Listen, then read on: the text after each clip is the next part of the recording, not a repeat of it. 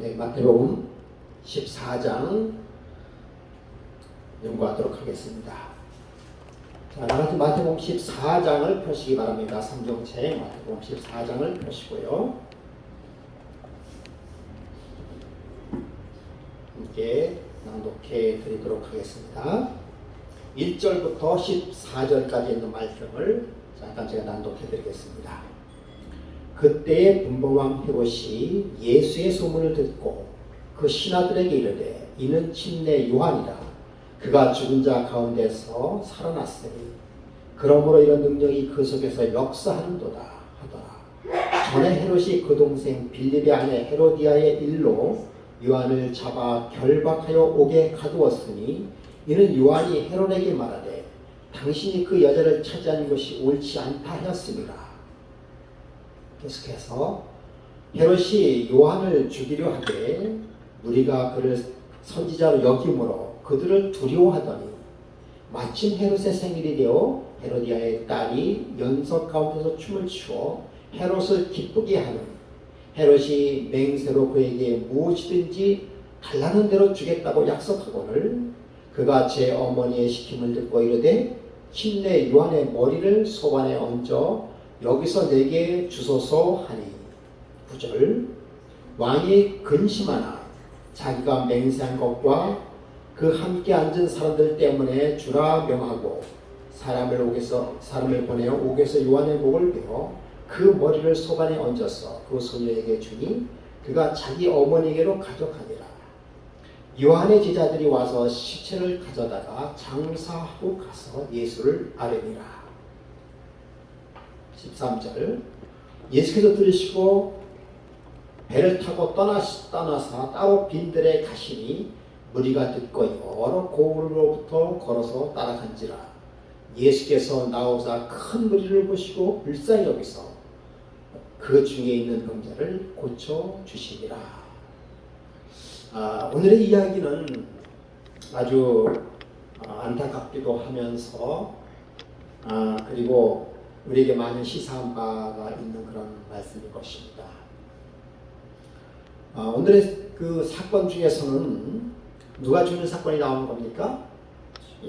침례 요한의 죽음의 사건을 이야기하고 있습니다. 우리는 여기서 몇 가지 생각해 볼 문제가 있습니다. 침례 요한이 왜 이토록 죽을 수밖에 없었을까? 그런 생각을 하게 되고요. 또 왜 침례 요한은 굳이 그 헤롯 대왕의 치부를 꼭 드러내야만 했을까? 그렇게 해서 침례 요한의 죽음을 앞당기는 그러한 일을 할 수밖에 없었을까 하는 그런 한두 가지 문제를 생각해 보도록 하겠습니다. 물론 여러분들이 이 말씀을 잘 알기 때문에 거기에 대한 답을 나름대로 알고 있으리라고 생각이 듭니다만 우리가 다시 한번 좀 생각을 해보도록 그렇게 하겠습니다. 먼저 침례 요한이 죽음을 당할 수밖에 없었던 그 이유를 알기 위해서는 그때 당시의 정치적, 종교적 배경을 우리가 조금 알 필요가 있습니다. 거기에서 그 침례 요한의 역할과 그리고 침례 요한을 그렇게 죽일 수밖에 없었던 그 정치적 배경이 무엇인지를 우리가 살펴보는 것 대단히 중요하다고 생각이 듭니다. 어떻게 보면은 우리 성경에 나타나 있는 부분은 침례 요한이 죽임을 당하고 그런 것을 이렇게 드러내어 있긴 하지만 그러나 그 뒤에 숨겨져 있는 아주 복잡한 그런 배경이 거기에 있는 것을 우리는 알게 되는데요. 다시 한번 그 일을 살펴보도록 하겠습니다. 우선 성경에 보면은요, 그때에라고 하는 성경 구절이 나오죠. 그때. 여러분, 그때는 어느 때를 얘기하는 것일까요? 그때는 어느 때를 얘기하는 것일까요?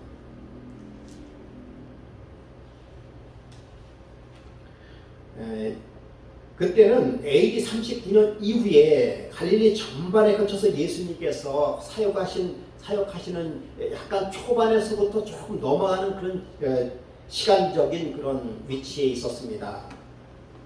그래서 갈릴리 전반부터 갈릴리 그 후반에서 또 예수님께서 복음을 전하고 계셨는데 이미 예수님의 반대자가 서서히 등장하는 그런 시기가 되었습니다.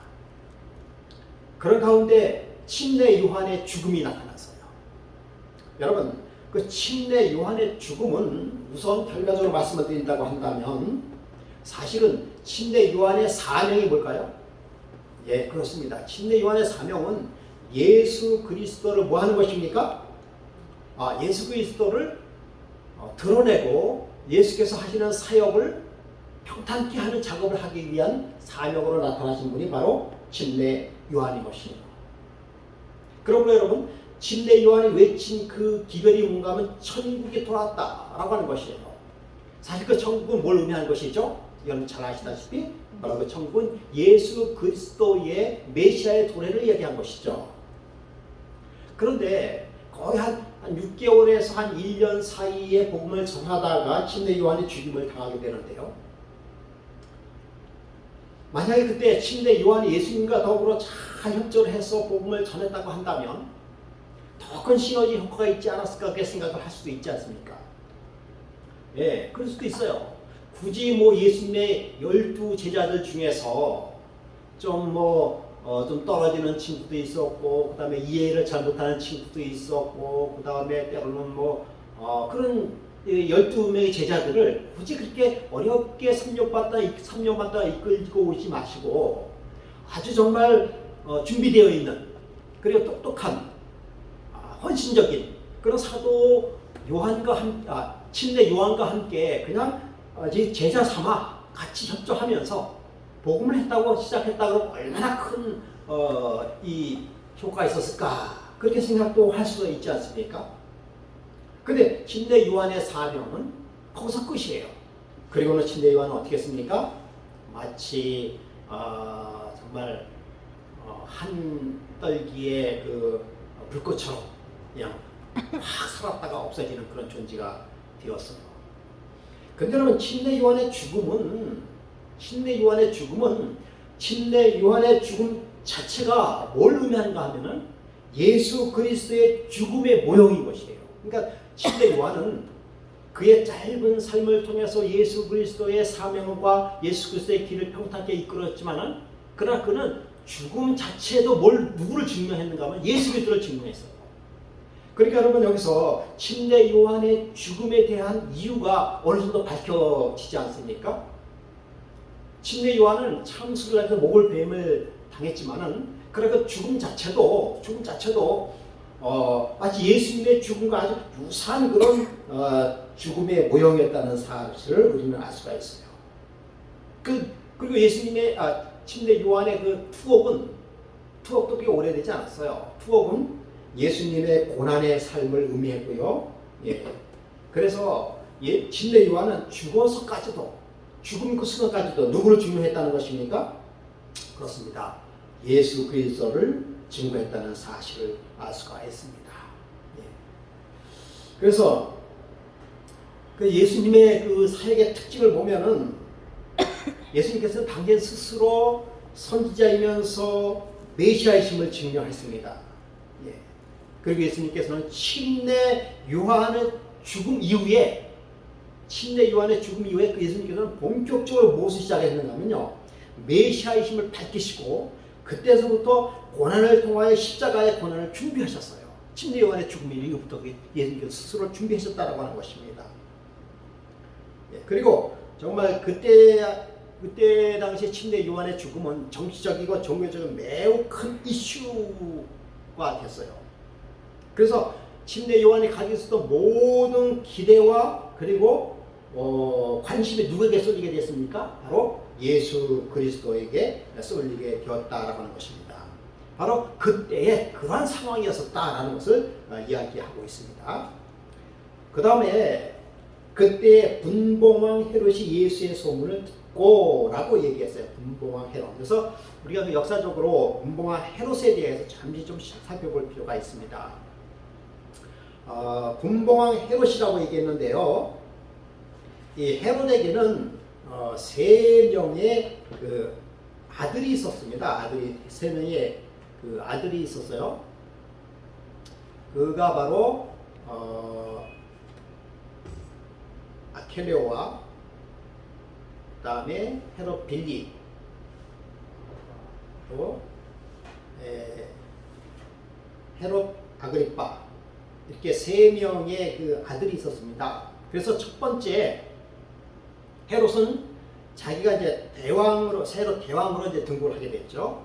주전 37년부터 주후 4년까지 그렇게 헤롯 대왕으로 자리에 있었습니다. 근데 여러분, 이 헤롯은 유대인입니까 아니면 로마인입니까? 예, 유대인이죠. 그러니까 로마에서는 유대인들이 자꾸만 반란을 일으키니까 이걸 어떻게 할까 생각하다가 그래, 이렇게 할 바에는 유대인들을 통해서 유대인들 중에 지도자를 선출해서 그들을 다스리도록 하자, 이렇게 이제 머리를 쓴 거죠. 그래서 이제 그 매우 아주 그냥 그 정통 있는 그런 가문 중에서 이 헤롯이라고 하는 그 헤롯가의 그 헤롯을 왕으로 이제 세워놓고 그리고는 다스리게 했는데, 그래서 분봉왕 헤롯이라고 하는 것은 뭔가 하면, 분봉왕이라고 하는 것은 무슨 뜻을 가지고 있는가 하면 나누다라고 하는 것이 나누다. 그러니까 그 유대의 땅을 네 수로 나눠서 네 중에서 하나를 다스리도록 한 것이 바로 분봉왕이었어요.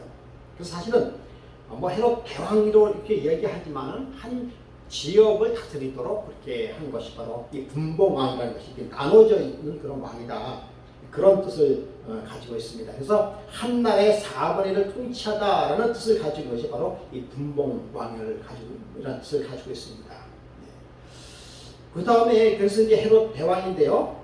바로 이 헤롯 대왕은 예수님 탄생 시기에 있었던 그런 왕이었어요. 그 다음에 두 번째 왕이 뭔가 하면 헤롯 아켈레오. 헤롯 아켈레오는 주 4년부터 6년까지 있었던 그런 왕인데요. 이 사람은 이제 헤롯 대왕의 아들이죠. 헤롯 대왕의 아들인데 그 아내 말게다에와 그 사이에 난 아들이었습니다. 그래서 유대인의 영주로 임명이 되고요. 그래서 이제 나중에 이제 사실은 실권으로 떨어지고 실격이 되죠. 실각이 되게 되는 것입니다. 그러니까 헤롯 대왕의 아들들이 이제 계속해서 왕이 되는데 참 왕이 된다는 게 쉬운 것이 아닌 것 같아요. 서로 왕이 되기 위해서 형제와 그다음에 권력 다툼이라는 바로 그런 세계도 바로 이게 똑같은 그런 것입니다. 그래서 서로 형제를 죽이고 사촌 형제를 죽임으로 인해서 죽이고 그다음에 실각시키고 그러고 나서는 어떻게 자기가 왕이 되려고 하는 그런 아기 다툼이 일어나는 것이죠. 그런 것이 바로 이 헤롯 대왕의 왕가의 역사예요. 그러니까 그런 가운데서 누가 탄생되는 것입니까? 예수님이 탄생이 되고, 그런 가운데서 이제 침례 요한이라든지, 그러니까 왕권이 불안하고 그 자기 자신들의 출신과 그리고 왕의 쟁탈이 오늘날 같이 무슨 선거를 해서 된 것도 아니고 권력으로 겉모습으로 그래서 왕이 되다 보니까 늘 자기 자리가 뭐했어요? 불안하잖아요. 불안함. 그러니까 뭐 조금 이상한 사람이 있으면 그 사람들 관심이 굉장히 심한 거예요. 혹시 이 사람이 반란을 일으켜가지고 내 자리를 뺏지는 않을까? 라고 하는. 그것이 그래서 이제 얼마 못 가고 그 다음에 3대 왕은 헤롯 빌립입니다. 헤롯 빌립. 헤롯 빌립은 헤롯 빌립이라고 그러는데 헤롯 아켈레오가 헤롯 그 다음에 헤롯 안디바에서 헤롯 안디바. 이거 좀 틀리네요. 세 번째가 헤롯 안디바입니다. 헤롯 안디바. 헤롯 안디바는 바로 오늘 배우고자 하는, 먼저 나가죠. 오늘 배우고자 하는 헤롯 왕이 바로 헤롯 안디바입니다. 헤롯 안디바인데 주 4년부터 39년 동안 있었던 그런 왕이 바로 헤롯 안디바입니다. 이분이 이제 예수님 탄생 이후부터 예수님을 신문할 때까지 있었던 그런 왕이 되겠는데요. 바로 그 사람이 누구를 죽이게 됩니까? 침례 요한을 죽이고, 그 다음에 그 침례 요한을 죽인 이유가 뭡니까? 그 헤로디아의 관계를 폭로했기 때문에, 그렇기 때문에 침례 요한을 죽이게 되는 것이죠. 그래서 이 헤롯 안디바와 침례 요한은 아주 밀접한 그런 관계를 가지고 있었어요. 그 다음에 헤롯 안디바와 또 관계를 가지고 있는 사람이 누구예요? 바로 예수님이에요. 예수님. 예. 바로 그래서 이 헤롯 안디바는 예수님을 굉장히 두려워했어요. 왜 두려워했는가 하면 이제 그 이유가 이제 앞으로 계속 나오게 되는데요. 먼저 말씀을 드리자면은 예수님께서는 자기가 죽인 침례 요한이 다시 뭐인 것으로 믿고 있었어요? 다시 환상에서 부활한 것으로 믿고 있었어요. 네. 그래서 예수에 대한 아주 지대한 관심과 두려움으로 이게 휩싸이게 됐다는 것이죠. 그러니 여러분 생각해 보세요. 침례 요한 때문에 어려움을 당했죠. 그 다음 또 침례 요한이 제어되는가 싶었더니 또 예수님이 나타났죠. 그러니까 이 헤롯이 얼마나 마음이 불안하겠어요. 예. 그 예수님께서는 헤롯을 뭐라고 표현했냐면 저 여우라고 표현했어요. 그리고 예수를 신문했습니다. 사실 예수를 신문하게 됐을 때에 헤롯도 예수님에 대해서 죄를 자기가 관여하지 않겠다 하고 다시 어디로 보내서 빌라도 총독에 다시 보냈던 사람이 바로 이 헤롯 안디바였습니다. 근데 그의 말년은 아주 비참하게 됐죠. 네, 그의 말년은 정말 끝이 안 좋은 그럴 수밖에 없죠. 네, 그렇게 지냈던 왕이 바로 이 헤롯 안디바였던 것이죠.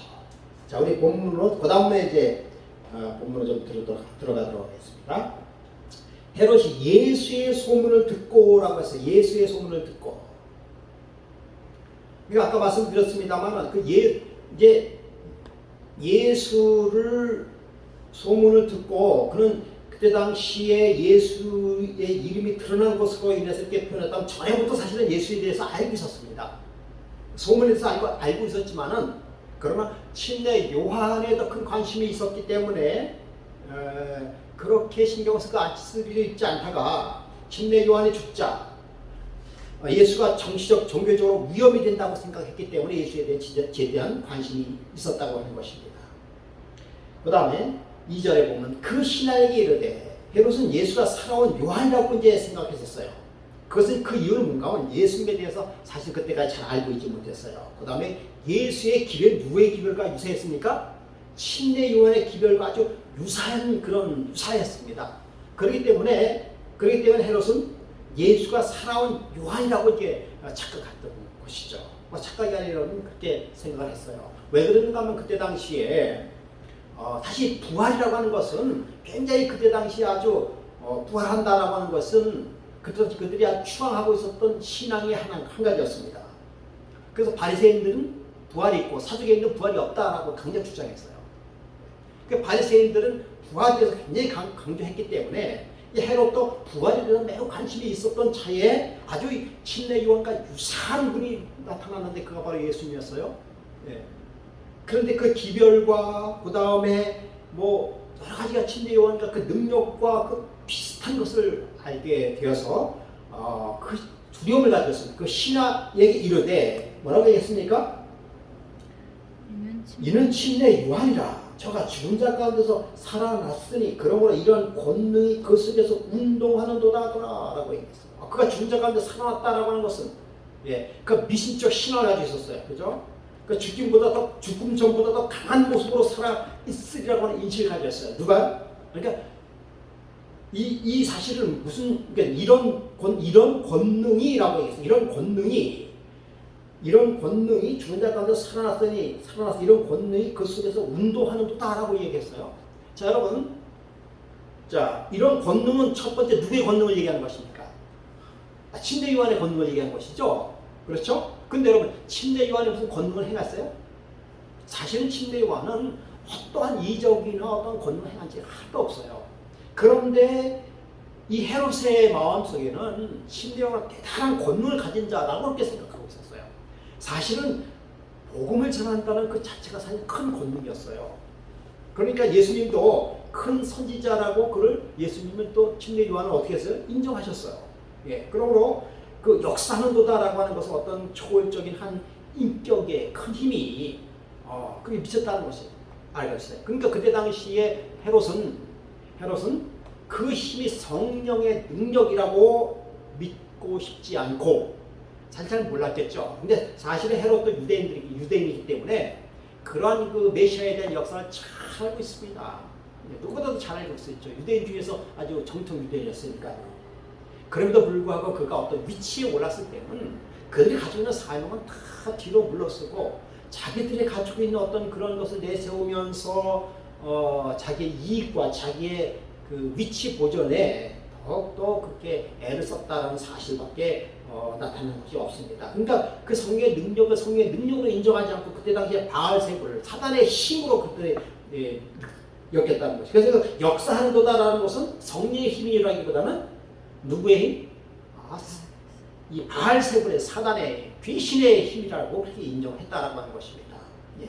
참 이러한 것들이 그때 당시에 그 지도자들의 생각이었었어요. 3절에 보면 전에 헤롯이 이제 그러면 여러분 이 전에라고 하는 것은 지금 성경이 앞뒤가 바뀌어 있죠. 그렇죠? 이제부터 3절서부터 14절까지는 누구의 이야기가 나와요? 그 침례 요한의 죽음의 상태에 나오죠. 그런데 그 죽음 상태 바로 앞에 기록은 죽음 상태를 뒤로 얘기하고 뒤로 놓고 그렇죠?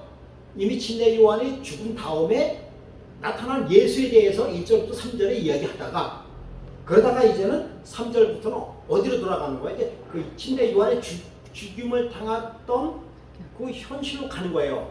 그러니까 성경이 그렇게 이게 쓰는 착각하게 쓰는 것 같아요. 그렇죠? 이제는 현실로 돌아가는 것입니다.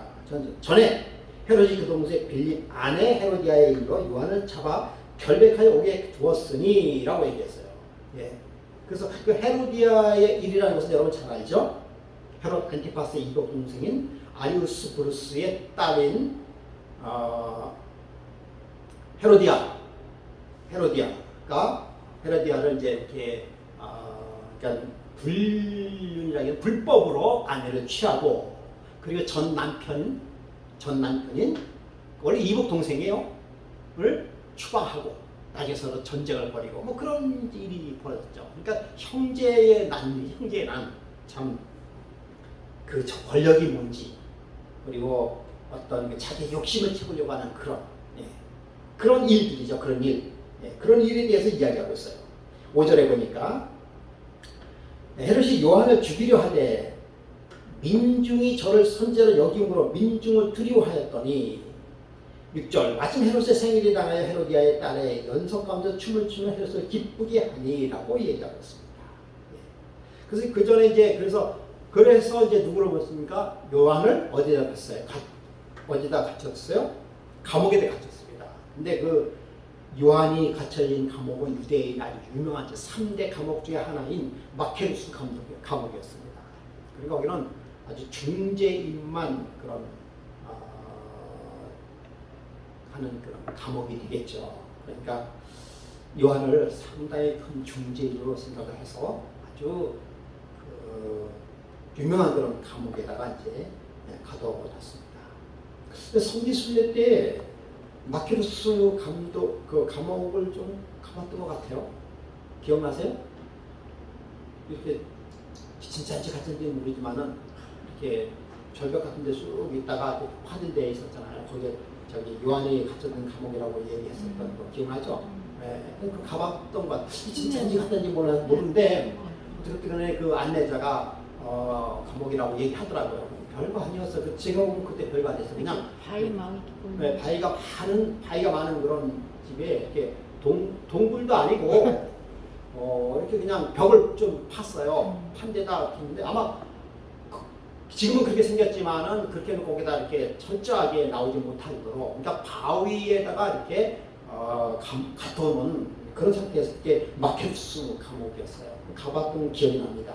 예. 거기에 요한이 갇혔던 감옥이라고 얘기하고 있어요. 크지 않았어요. 우리에서 2000년이 지나서 좀 좁아졌는지 모르지만은 그런 감옥에 있는데 산 중에 아무도 없는 그런 외적에 아주 외롭고 쓸쓸한 곳에 이렇게 갇혀져 있는 곳이라는 것을 제가 봤습니다.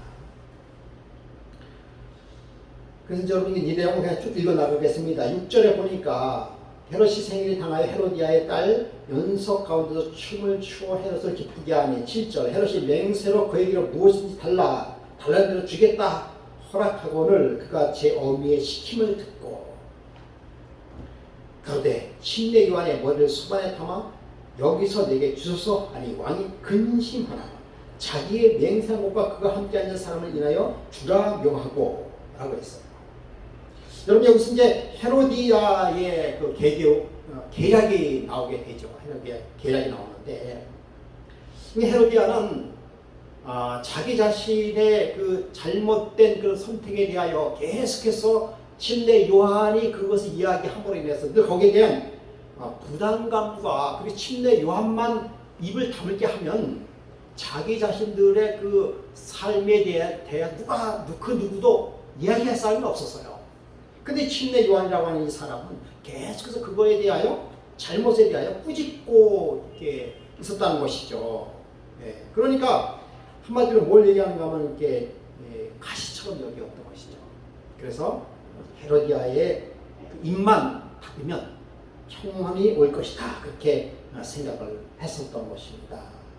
그러니까 이 4절에 보면 요한이 헤롯에게 말하되 당신이 그자에 취한 것이 옳지 않다 함이라 라고 이것은 계속해서 반복하겠다는 거예요. 계속해서 꾸짖은 거예요. 그러니까 이 헤로디아가 근데 이 헤롯은 상당히 두려운 그런 거에 대해서 두렵게 생각했었다고 그랬죠. 근데 참 여자가 무서워요. 그렇죠? 여자가 무섭습니다. 지금도 그런지 모르지만요. 어쨌든 간에 그 여성의 그런데 이 헤롯이 순간적으로 그 딸의 그 춤을 추는 것을 보고 순간적으로 이제 객기를 부린 거죠. 술도 마셨겠다. 그래가지고 뭐라고 얘기합니까? 헤롯이 무엇이든 달라는 대로 주겠다. 달라는 대로 다 주겠다라고 왕이 얘기했어요. 근데 사실은 그때 여러분 메데 페르시아 법이라는 거 알고 계시죠?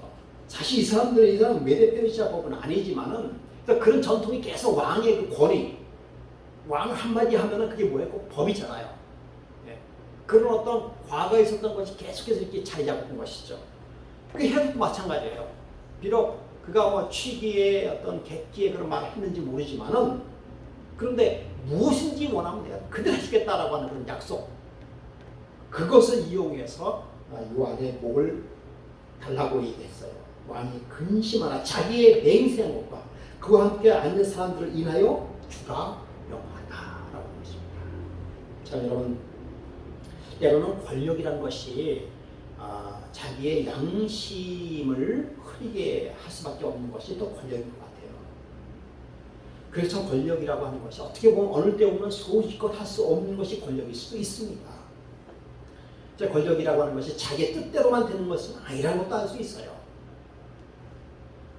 사실 이것은 헤롯에게 커다란 상처고 그 다음에 큰 실수가 되는 것이죠.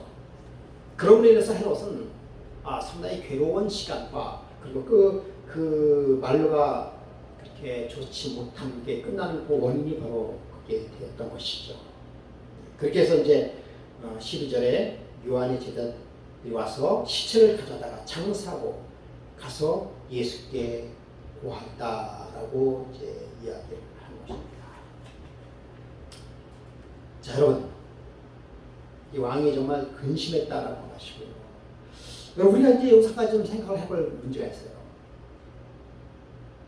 침례요한은 왜 헤롯 안디바의 잘못, 그 헤로디아의 잘못을 왜 지적했을까요? 네? 왜 지적했을까요? 그렇게 굳이 지적을 안 해도 되는 건 아닐까요? 네? 그냥 때로는 뭐 남을 나라 하고 지나갈 수 있었던 거 아닐까요? 네? 왜 그것을 그렇게 이야기함으로 인해서 자기 자신이 위험을 전혀 깨닫지 못했을까? 그 왜 그렇게 했을까? 이 우리가 그것이 침례 요한의 양심이었을까? 아니면 침례 요한에게 그것을 지적하는 것이 그 큰 사명이었을까? 라고 하는 생각을 여러 가지 그 생각을 해보게 됩니다.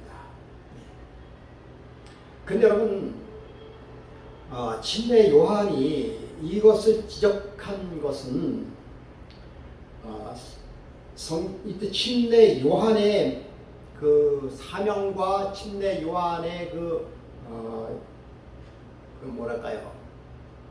그런 그 양심과 사명상 그 지적하지 않을 수가 없었던 그런 상황이 이렇게 되었던 것이죠. 네. 그래서 침례 요한, 그러니까 그 일로 인한 그 불의를 참지 못한 끝까지 함으로 인해서 침례 요한의 위험이라는 것은 굳이 선지자가 아니라는 것을 느낄 수 있을 것이에요. 위험을 느낄 수 있을 것입니다. 그러나 그 침례 요한은 불의와 절대로 타협하지 않는 그런 모습을 보였습니다. 그리고 그것을 그냥 지나간다고 한다면 침례 요한의 제자들도 누구를 바라보고 있었습니까? 침례 요한을 바라보고 있었어요. 그렇기 때문에 침례 요한은 그러한 불의한 일들을 지적함으로 인해서 그 나라와 혹은 그 제자들과 여러 상황에서 그것을 지적하고 고침으로 인해서 그의 제자들과 앞으로의 예수 그리스도의 사역에 대하여 여러 가지 미친 영향들을 다 생각했을 거예요. 그래서 불의를 결코 묵과할 수 없는 그런 상황이었다는 것을 알 수가 있는 것입니다. 침례 요한이 개인적인 그런 생각을 했었다고 한다면 굳이 나설 필요가 뭐 있겠습니까? 네. 참 이러한 침례 요한의 사명과 복음 전하는 상황을 보고 많은 걸 느끼게 된 것이죠. 과연 어떤 것이 더 정의로운 것일까? 또 어떤 것이 더 정직하고 올바른 것일까? 판단하게 됩니다. 보통의 사람들은 침례 요한의 상황에 닥쳤을 때 지적하기 쉽지 않아요. 네, 쉽지 않습니다. 제가 그때 있었다 하더라도 저도 굳이 그렇게까지 할 필요가 뭐가 있었을까? 아니 그렇게 한다고 고쳐질 일인가? 네. 여러 가지 생각을 하게 되지만 그러나 침례 요한은 불의를 결코 묵과하지 않았습니다. 그래서 증언의 말씀을 이렇게 이야기하고 있습니다.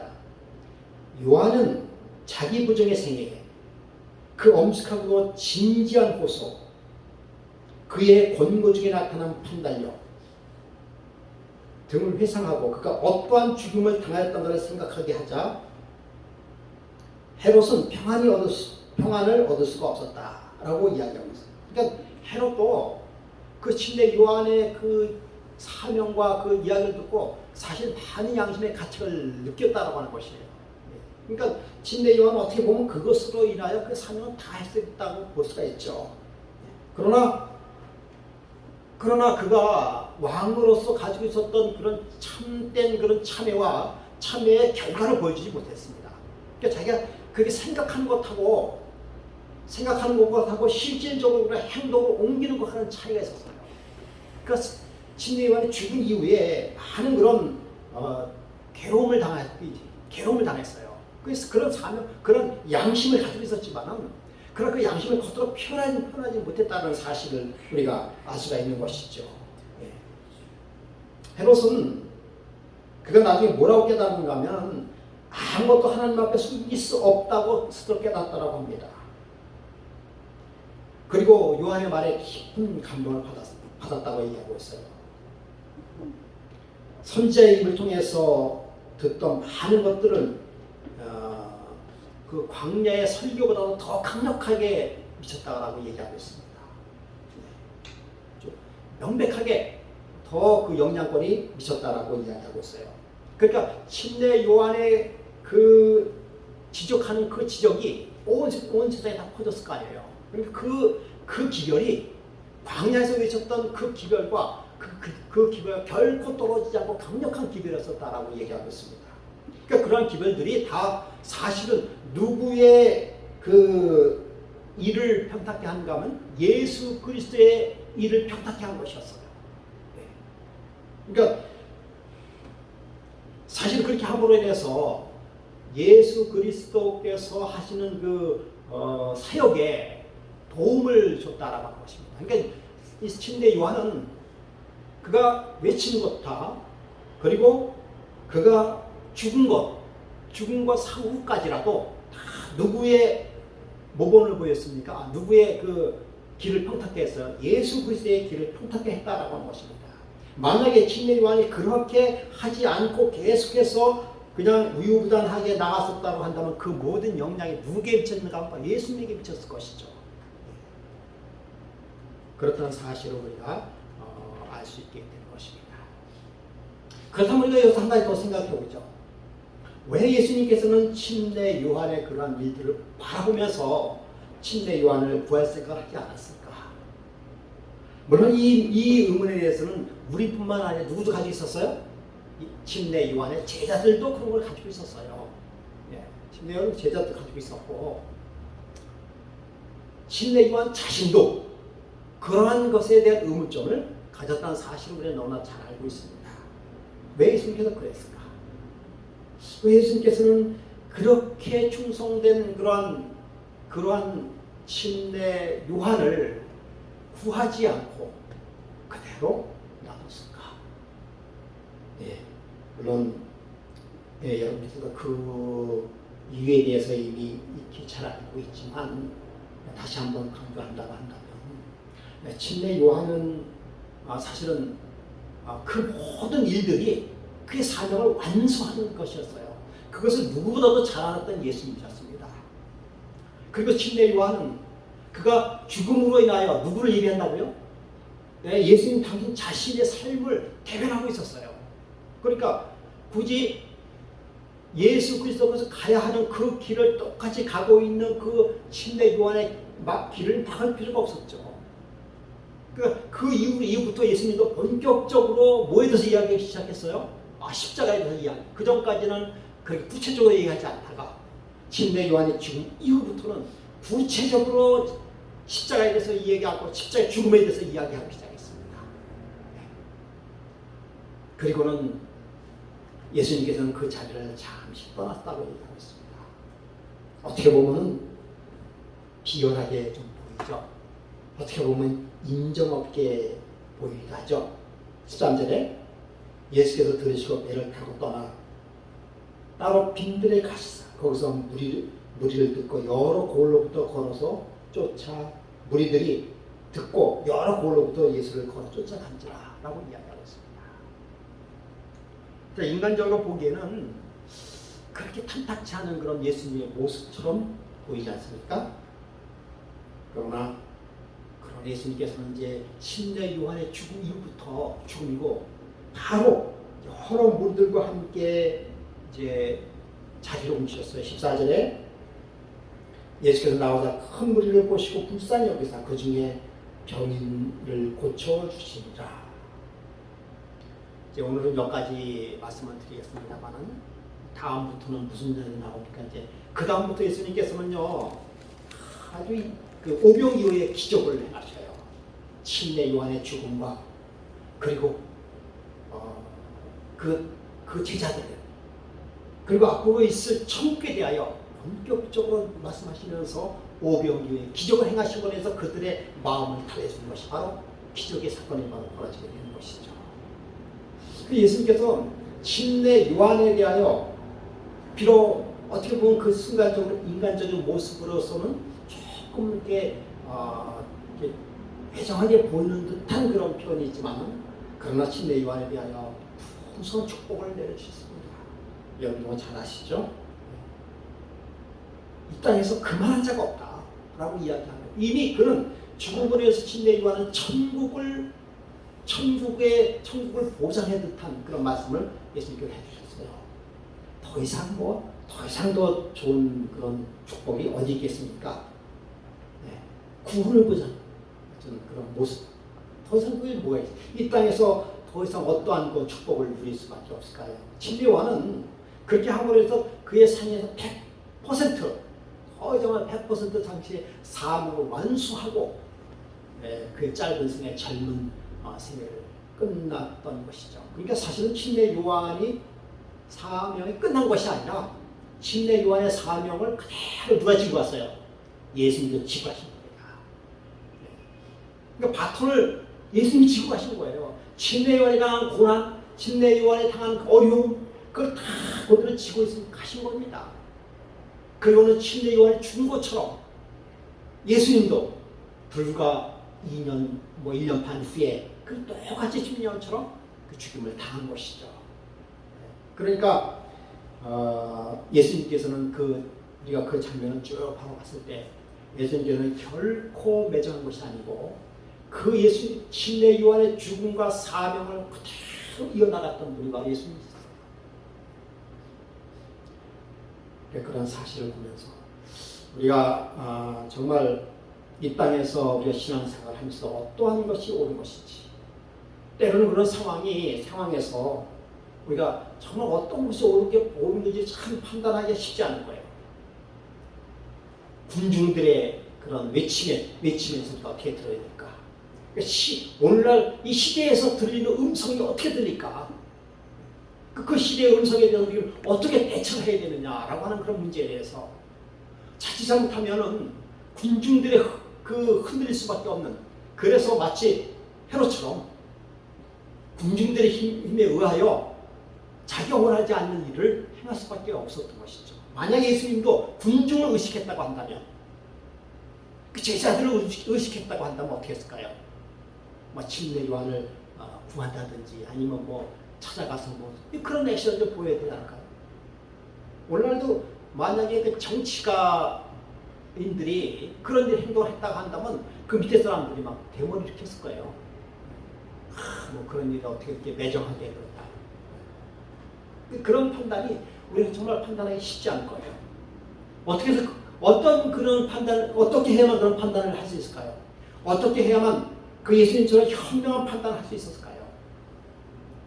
그것은 우리가 과거와 현재와 미래를 아는 통찰력이 있어야 올바른 판단을 내릴 수 있을 것입니다.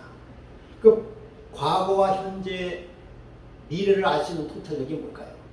그 성경에 나타나 있는, 성경과 예언에 나타나 있는 그런 원칙에 대해서 우리가 확실히 알지 않으면 그 순간적으로 흔들리게 되는 것이죠. 예수님은 당신의 사업이 언제 끝나고 어떻게 될 그것을 자세하게 알고 계셨어요. 그러니까 흔들릴 이유가 없죠.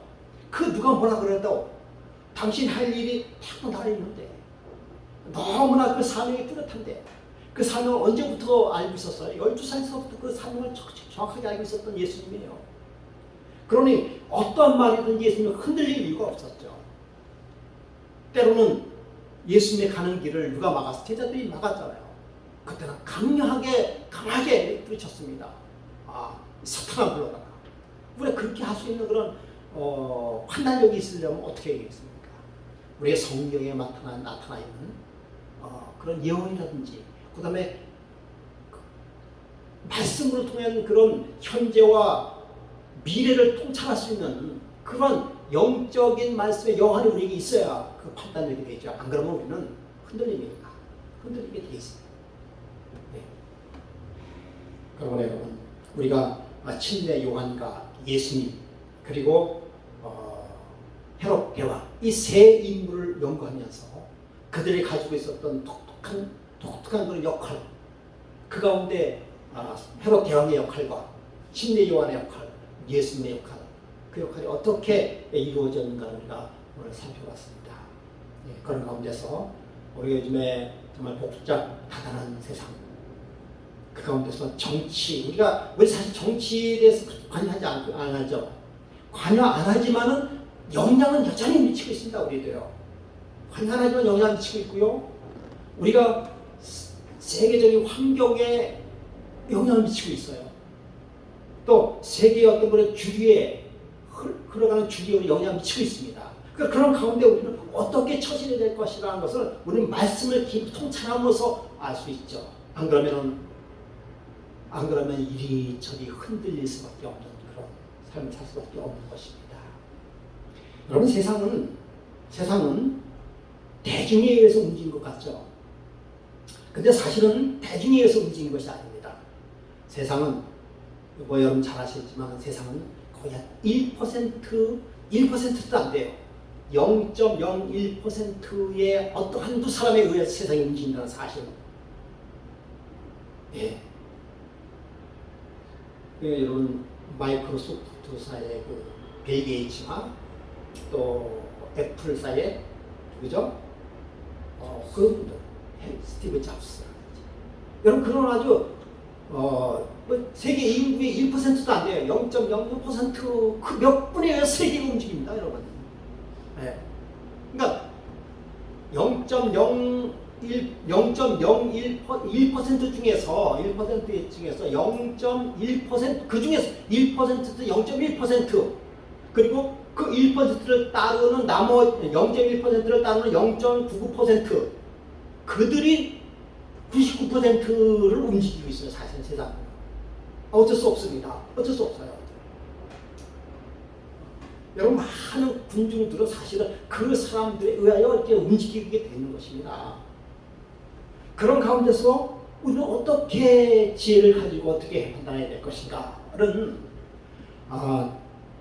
자칫 잘못하면 헤롯같이 움직일 수밖에 없어요. 네. 정말 친례와 같이 예수님과 같이 그 시대를 정말 흔들리지 않고 살아갈 수 있는 그런 능력은 우리는 말씀밖에 없어요. 말씀도 깊이 상고하면서 성령의 음성을 들어가면서 이 시대를 흔들림이 없이 살아갈 수 있지 않을까 그렇게 생각이 듭니다. 하나님 말씀이 얼마나 중요한지 그 0.01%로 또 움직이는 분이 바로 하나님이시라는 사실을 우리가 기억하면서 오늘 이런 말씀 속에서 우리가 하나님의 말씀에 정말 우리의 기초한 것을 깨닫게 되면서 우리 말씀 가운데 살아가는 저와 여러분 되기를 간절히 바라면서 이 시간 말씀을 마치도록 하겠습니다.